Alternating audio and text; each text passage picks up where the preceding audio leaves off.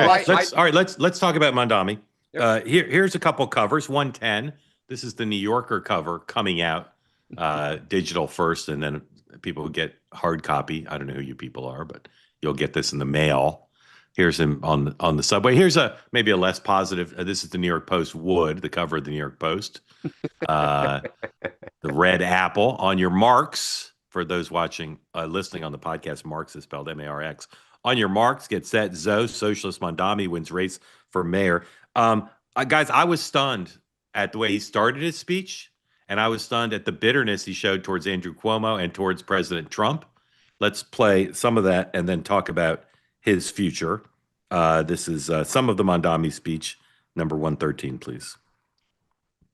The sun may have set over our city this evening, but as Eugene Debs once said, start with quoting Debs, always a unifier. I can see The Debs the dawn quote. of a better day for humanity.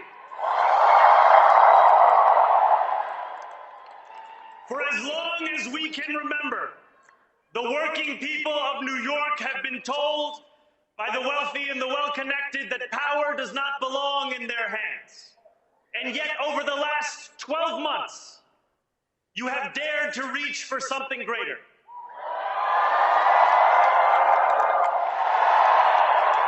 The future is in our hands. My friends, we have toppled a political dynasty.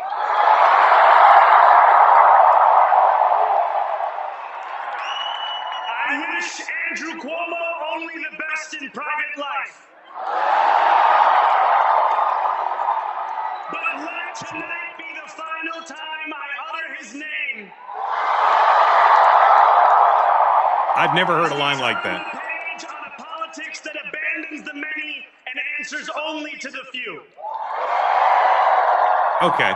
He went on to pick a fight with the president. Dan, first, just on the Cuomo thing, he didn't say, congratulations, race well run. Cuomo did not run a particularly negative campaign by the standards of modern campaigns. And to not say, I hope he'll help me build this great city we both love, but to say I'll never say his name again. At the same time, Bill Ackman is reaching out on Twitter. What does that say to you about Mamdani's future as mayor with that attitude? Look, I think we talked about this up until last night. He was not bitter about people who had not endorsed him, and he kept saying, "I welcome everybody." Look, for one night, he popped off. I mean, Trump pops off all the time. I think it's not what you would necessarily want, like in my politics, but I get it. Right. He took a lot. He was accused of being, hanging with terrorists, everything, that he was anti-Semitic, all this. And he stuck his chest out for one night. The challenge for him now is now you got to go govern, and you need the governor and you need the state legislature. So the big question now is how does he do? And is he able to accomplish this? I think we'll see. Well, Sean, just ask you about the president and then take it where you wish. The president wants to fight with Mamdani every day. Pretty clear. It looks like Mamdani wants to fight with the president at least a lot. He went after him so hard last night. Are those two guys just going to have their own running show because it serves both their interests? I think to some degree, I would actually the thing that you joked once about Putin being arrested in Alaska. I wouldn't be surprised to see some stunts where Zohran Mamdani tries to. The president lands in New York and says, "I'm asking the NYPD to." I mean, like that's the kind of or for ICE to try to arrest Mamdani. I mean, there's I think they're going to go to all sorts of new levels of schoolyard stuff. So I wouldn't be surprised to see a bunch of these stunts now escalate because Mamdani, the one thing that I would say is, first of all, he's got a right, and the guy won. You do what you want, right? Fair enough. But at some point, the question is, what serves your long-term interest? What serves the long-term interest of New York City? And I think being a 32-year-old man-child, is probably not the best for your future. Trump is 79, 80 years old. He is who he is. But I think that Mamdani, if he wants to have a future, if he wants to lead a movement versus being a one-term candidate, then he better think long and hard about, to your point, the Cuomos have a lot of connections, have a lot of power in that city. So I think it would have been smart to say, look, we had our fun, blah, blah, blah. I want to have, that just is smart politics.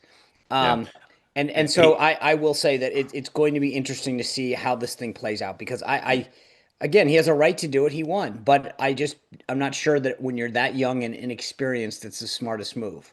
Yeah, and the job's hard enough without picking a fight with Trump.